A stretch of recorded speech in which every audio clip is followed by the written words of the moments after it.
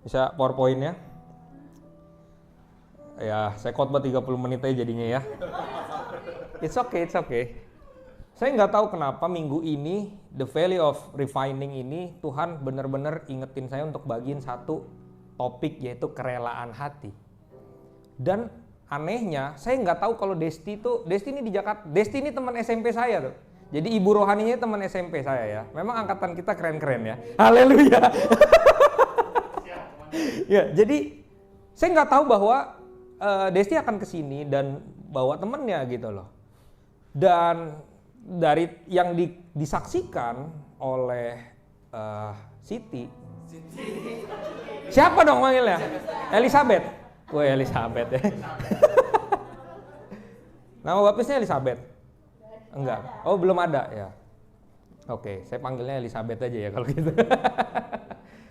Nah, bagaimana ketika dia didapat mimpi? Kalau hatinya nggak rela, nggak bakal bisa juga ikut Tuhan. Betul nggak? Jadi puncak dari kita surrender sama Tuhan, puncak dari kita benar-benar mempercayai kuasa Allah, ketika hati kita rela berkata bahwa jalan Tuhan jauh lebih baik daripada jalanku. Setuju nggak? Ya, proses itu kapan berhentinya? Sampai kita udah tidak berbantah-bantahan lagi sama Tuhan. Kalau hari ini kita masih berbantah-bantahan sama Tuhan, Tuhan suruh A, kita susah Tuhan. Terus Tuhan akan terus proses, dibakar terus. Sampai kita bilang, ya udahlah Tuhan, jadilah sesuai kehendak-Mu, baru api itu ditarik. Sekarang kamu sudah siap. Amin. Belajar dari tukang periuk. Kalau dia lihat ada yang miring, dihancurin lagi. Dihancurin lagi. Sampai kita rela dihancur-hancurin sampai sesuai dengan bejananya. Kenapa? Gini teman-teman, kita ini harus dihancurkan dan dibentuk. Karena tubuh kita yang lama, manusia batiniah kita, gak mampu menampung kemuliaan Allah. Oke, sekali lagi. Karena manusia lama kita gak mampu menampung kemuliaan Allah. Karena itu kita perlu di shaping, kita perlu diajar, kita perlu dihajar, dibentuk supaya sekarang ini fit in nih dengan kemuliaanku. Sekarang kamu menerima kuasaku, menerima otoritas, semua yang dari Allah. Make sense? So, mari relakan hati kita. Dan next slide. Oke. Waduh, kecil kali ya. Kesudahan segala sesuatu sudah dekat, karena itu kuasailah dirimu dan jadilah tenang, supaya kamu dapat berdoa. Sesungguhnya aku telah, Mazmur, Daud bilang, sesungguhnya aku telah menenangkan dan mendiamkan jiwaku seperti anak yang disapi berbaring dekat ibunya. Ya, seperti anak yang disapi jiwaku dalam diriku. Ternyata di dalam kerelaan hati ada ketenangan Bapak Ibu. Orang yang gak tenang artinya belum rela pada keadaannya. Make sense gak? Dan saya cari kemarin di sabda.org dan saya juga baca Alkitab bolak-balik. Kok saya gak menemukan Tuhan menyuruh kita berdoa untuk tenang?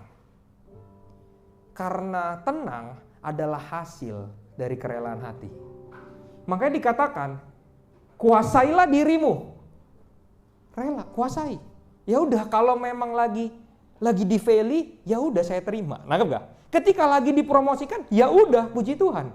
Terima, kuasai dirimu. Jangan terombang-ambing perasaanmu. Nanti dipromosin sombong, ketika di valley bersungut-sungut. Itu bangsa Israel. Betul? Kuasai dirimu supaya kamu tenang, jadilah tenang.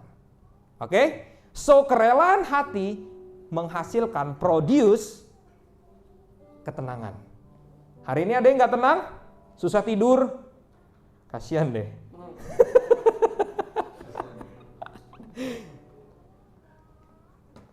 Kalau susah tidur, kasihan banget. Artinya kurang rela, ya? Masa kalah sama lagu Ku rela pergi pagi pulang pagi, ya kan? Oke. Ada sebuah fakta. Setiap orang ingin sukses, betul? Siapa yang pengen sukses? Saya doakan 1, 2, 3. Oke, yang angkat tangan aja. Semuanya. Semua pengen sukses. Faktanya, tidak semua orang, betul gak? Semua orang pengen sukses. Banyak orang hanya ingin menang, bukan harus menang. Yang ketiga, banyak orang ingin jadi lebih baik, tetapi tidak memiliki rasa perlu berubah. Paradoks kan? Kalau kita pengen jadi lebih baik, artinya ada sesuatu yang kita harus ubah, makanya dapat hasil lebih baik. Betul gak? Kalau kita nggak perlu berubah, nggak ada yang perlu dirubah dalam diri kita, berarti nggak ada lagi versi yang lebih baik. Berarti kita sudah baik, kan gitu rumusnya. Ya, nah apa bedanya? Jadi ingin aja tidak cukup. Yang tadi saya bilang, semua orang ingin sukses, tetapi tidak semua orang sukses. Banyak orang hanya ingin menang dan bukan harus menang. Apa bedanya ingin menang dan harus menang? Ingin menang itu kalah nggak apa-apa teman-teman. Harus menang apapun caranya, pokoknya harus. Di dalam kata harus ada mengandung banyak makna teman-teman. Harus itu kamu harus kamu harus sadar itu harus gitu. Biar teman-teman dengar harus. Harus itu immediately, betul nggak? Contoh, kalau kamu misalnya ada korban kecelakaan, kamu lihat ini harus segera dibawa ke rumah sakit. Namanya harus berarti langsung, immediately. Kamu perlu mengupayakan, urgent, wajib dikerjakan.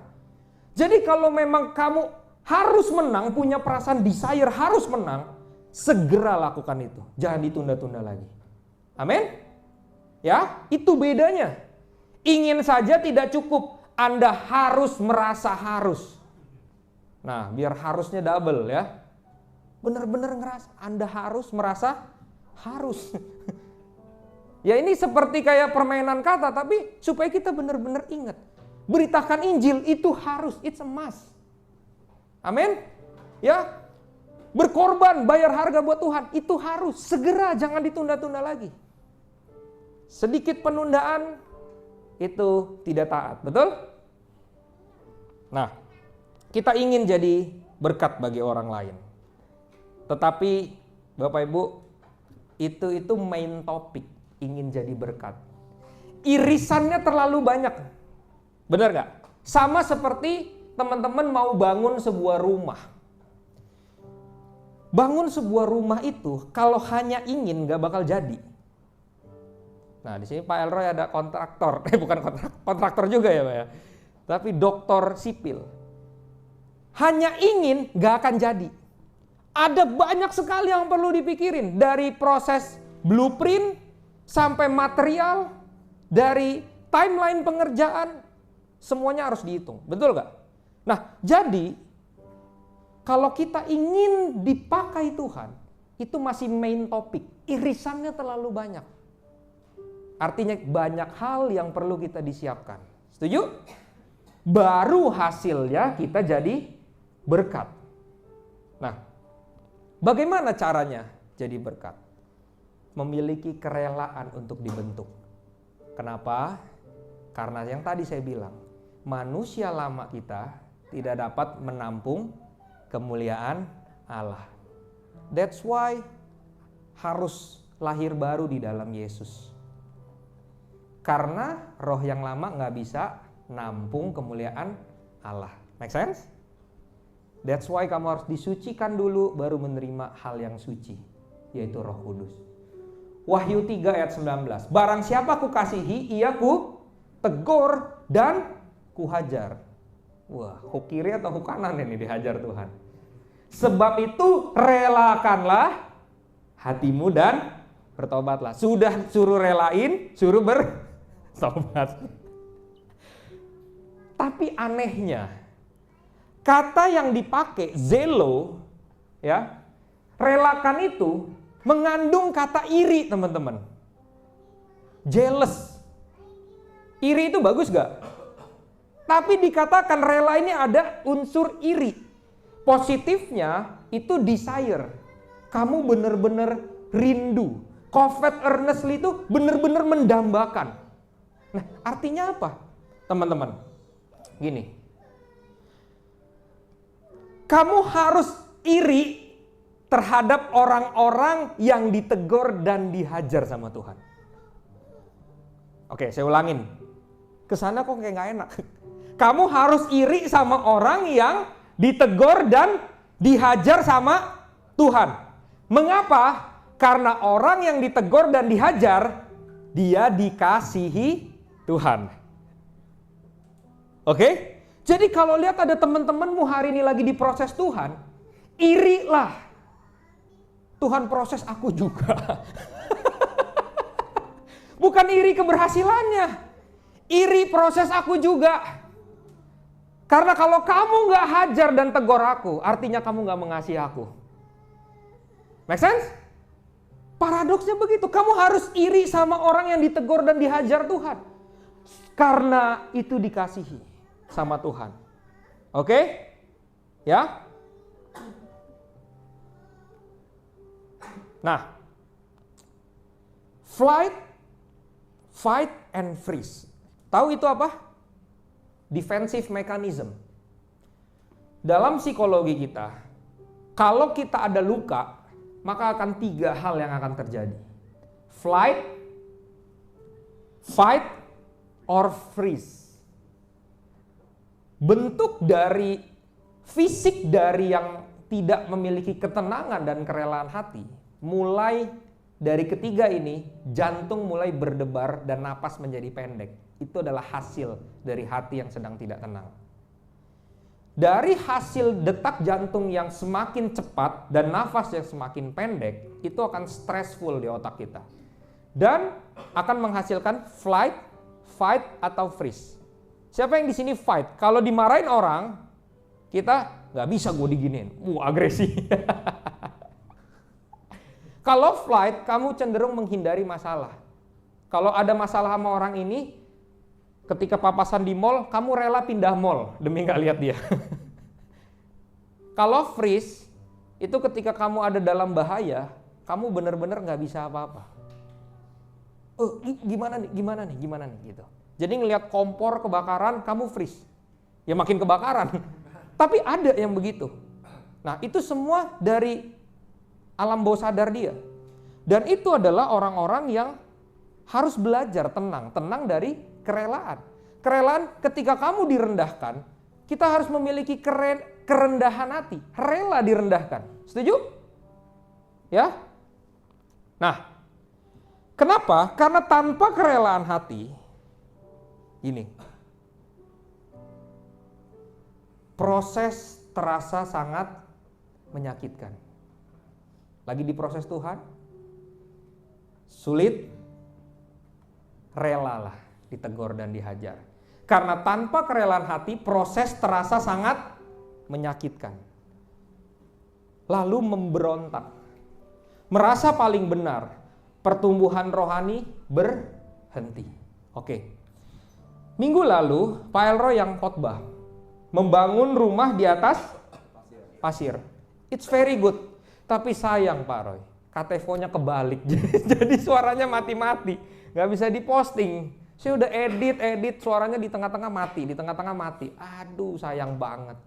Tapi saya masih save, tapi banyak suara yang tidak terselamatkan. Ya kayaknya perlu khotbah lagi berarti ya. Haleluya. Tapi versi berikutnya rumah di atas batu. Waduh, yang gak datang kasihan. Tapi nanti ya kalau kita meeting saya jelasin juga lah ya. Tapi gak mungkin versinya sebaik beliau kan gitu ya. Nah artinya gini. Kemarin dikatakan kalau kamu udah terlanjur bangun rumah di atas pasir, dikatakan bisa bangun rumah di atas pasir, tapi nggak kuat. Kamu harus dibor, betul ya Pak Roy? Kamu harus dibor, ada satu kata yang, wah ini memberkati saya. Sampai kedalaman kamu ketemu batu dan berhenti di situ. Nah, kata berhenti di situ memberkati saya. Banyak orang yang diproses setengah-setengah, nggak berhenti sampai batu karang. Baru dibor berapa meter belum ketemu tanah yang keras, batu. Udah Tuhan, aku udah gak kuat. Sama aja. Betul Pak Roy? Sebelum kamu berhenti di batu karang itu, rumahmu gak pernah kuat, sekalipun udah pernah kena bor. Jadi bukan masalah kena bornya Bapak Ibu. Apakah kamu sampai kesudahannya? Itu yang penting. Amin? Sampai gak kesudahannya? Tuhan, aku diproses terus. Gak apa-apa. Itu baru dibor. Kalau kamu lari, kamu cuma tinggalin bolongnya doang, tapi gak kuat rumahnya. Bener gak? Dibor nih. Wah, berontak. Tuhan sakit, Tuhan bla bla bla. Flight, fight, dan freeze. Udahlah gak kuat. Kamu cuma bolong doang. Makin parah, makin jelek tanahmu. Bener?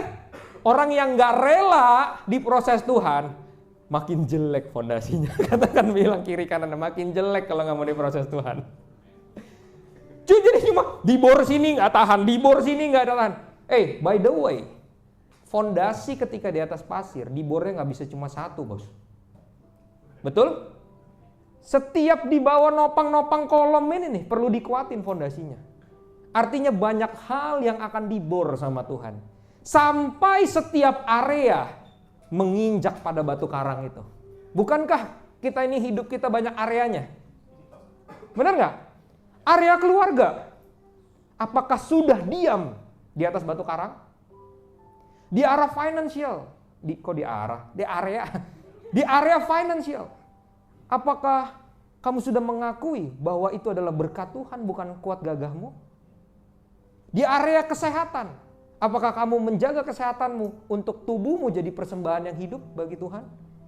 Tubuh. Amin. Semua area, relationship.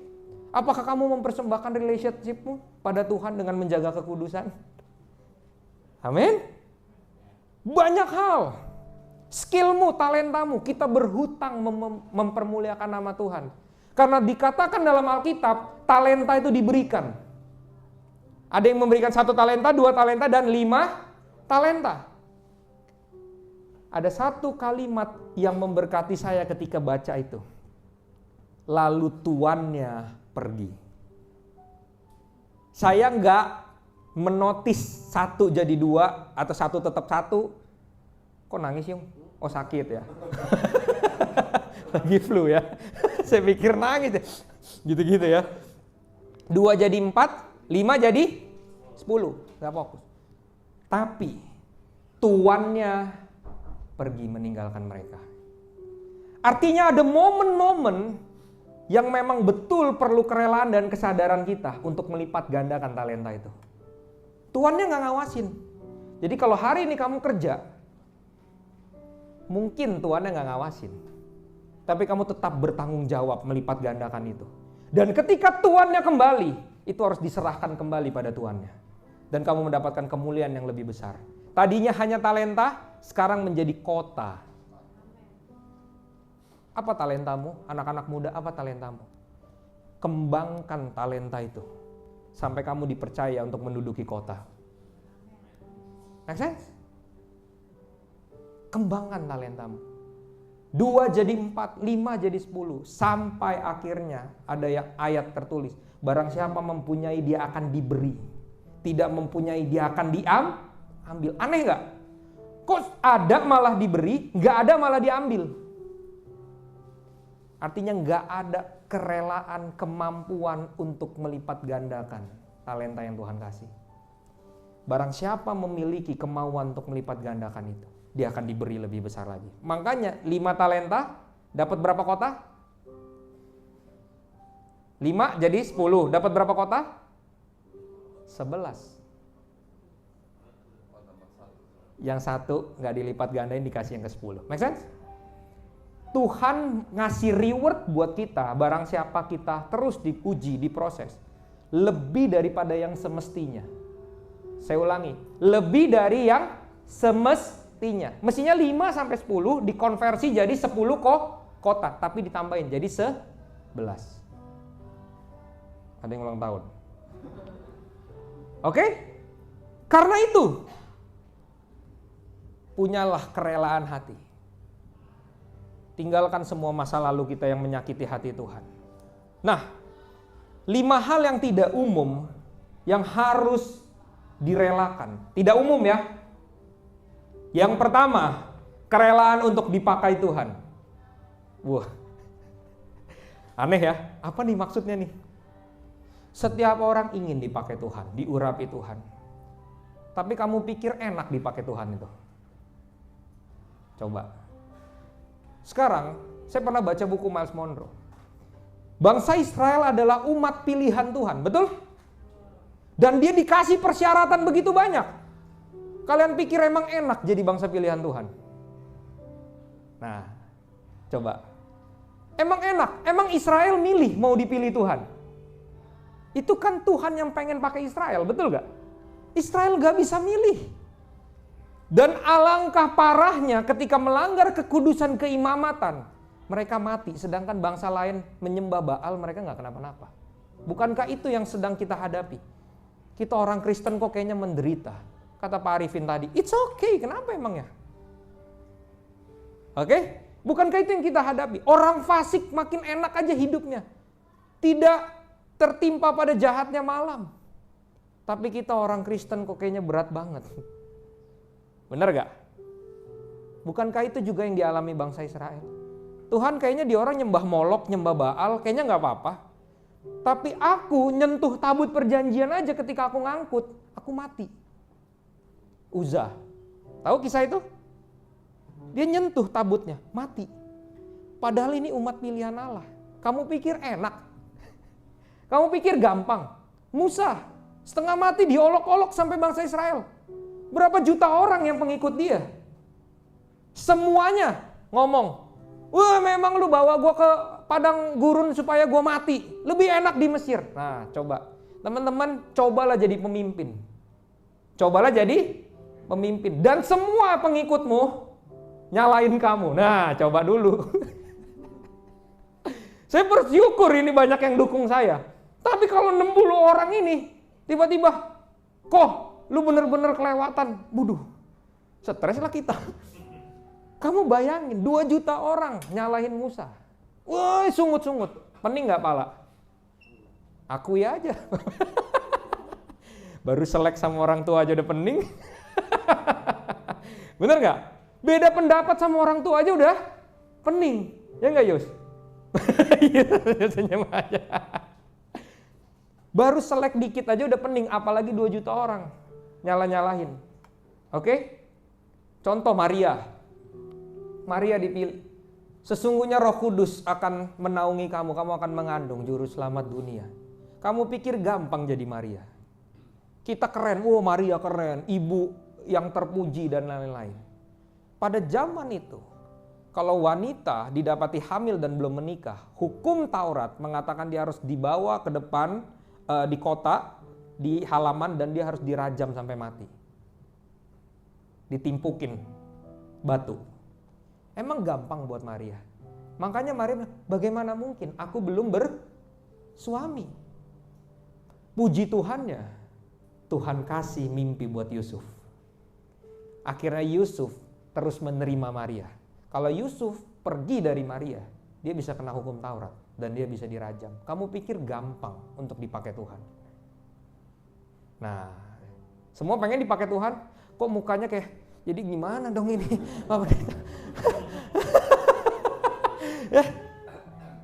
Rela aja bos, bilang kiri kanan, rela aja. Makanya saya kasih sebuah bahan baku yang harus ada dalam proses Tuhan, yaitu kerelaan hati. Kedewasaan gak mungkin tercapai sampai kamu rela dibentuk sama Tuhan. Sekali lagi, kematangan, mature, ketika diuji, dipanasin perak dan emas itu. Tingkat kematangan dikatakan mature, betul gak? Dalam rohani, mature itu kedewasaan. Kamu mau dewasa, benar-benar punya kerelaan hati untuk dibakar. Sampai kamu, ya udahlah Tuhan. Nah, ketika kamu ya udah itu, baru stop. Disitulah tingkat kematangan kamu. Amin? Mau dipakai Tuhan? Kalau yang dibilang tadi sih kayaknya berat ya. Memang berat. Emang gampang jadi Elizabeth? Ya kan? Gitu ya. Jadi banyak hal mau dipakai Tuhan. Gak gampang. Nah, yang kedua, ya sebentar lagi ya. Kerelaan orang lain yang lebih besar. Rela gak? Kemarin saya ada pertemuan sama Kak Ursula dan Jos sama Nana, adik saya dan adik ipar saya. Lalu ada saya dan istri saya. Dikatakan gini, kita mau dipakai Tuhan, kuncinya rendah hati. Setelah perbincangan itu, saya ada obrolan sama Jos. Jos, kamu tahu nanti ujian rendah hatinya di mana? Kamu bisa gak?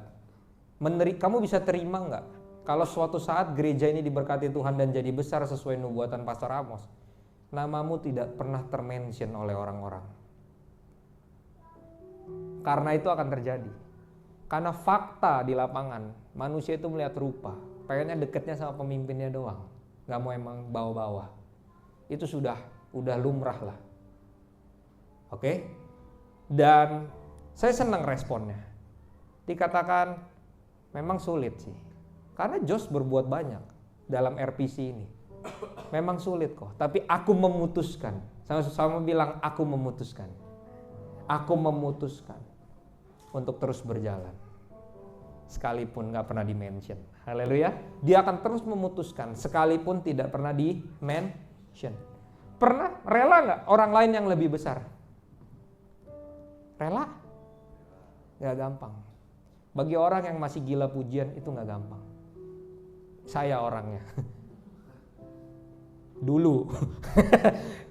Jangan dipotong dong. Kan belum selesai saya khotbahnya, masih megang mic ini. Dulu. Tapi Tuhan memproses. Amin. Rela orang lain yang lebih besar. It's okay, gak apa-apa. Ya. Kerelaan untuk membangun dari awal. Udah capek-capek kita fokus. Wah udah keren nih. Jemaat udah 60 nih.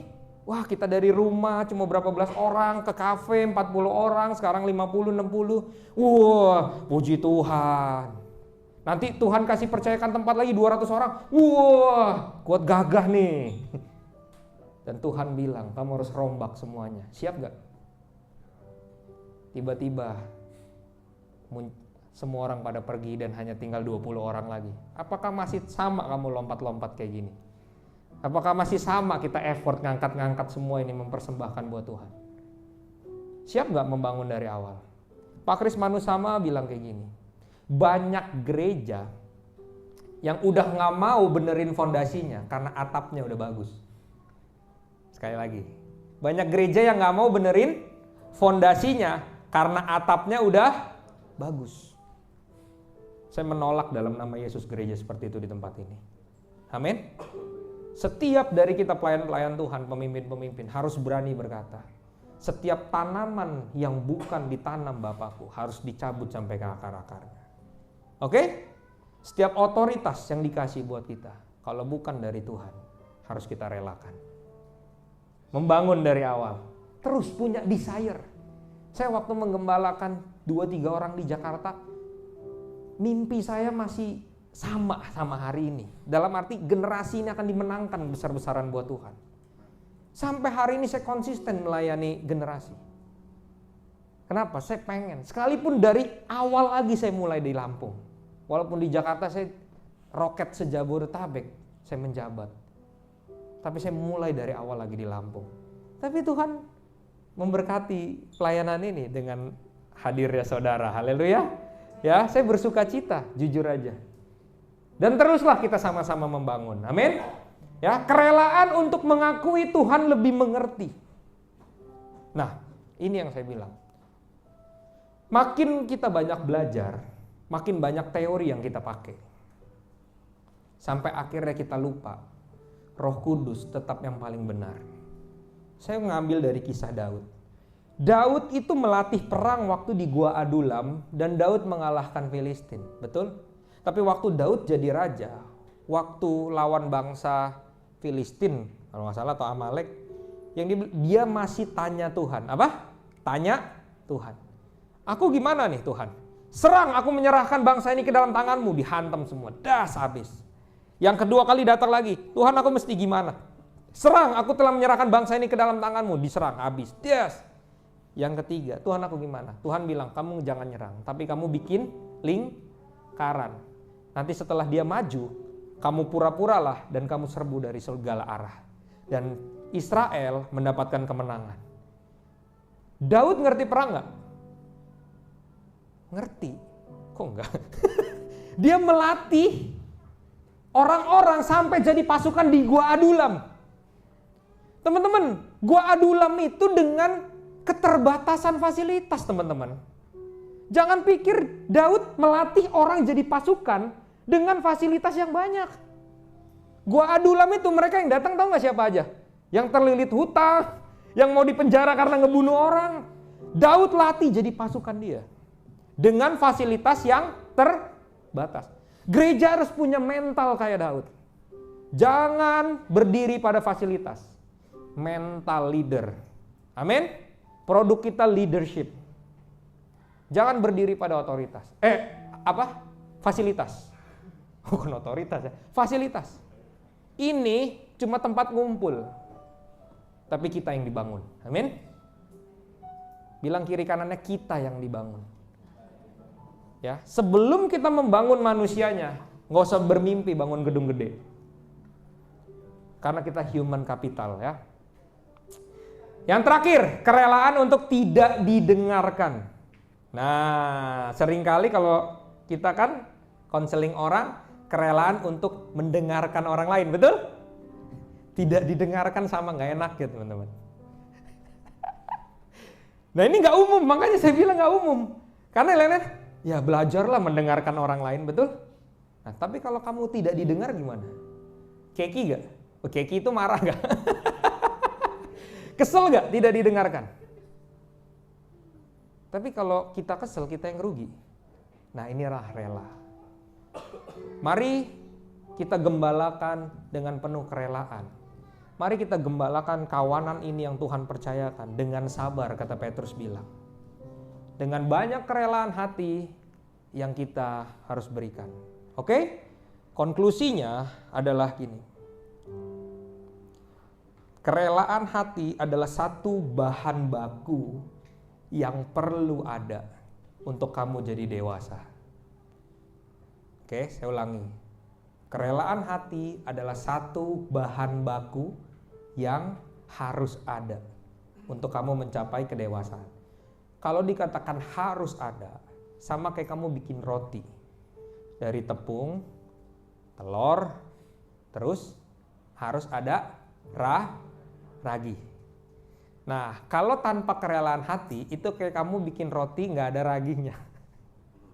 Nggak ngembang. Bantun. Jelas sampai sini? Harus ada kerelaan hati. Baru kita bisa mencapai kedewasaan. Mau dewasa di dalam Tuhan? Amin.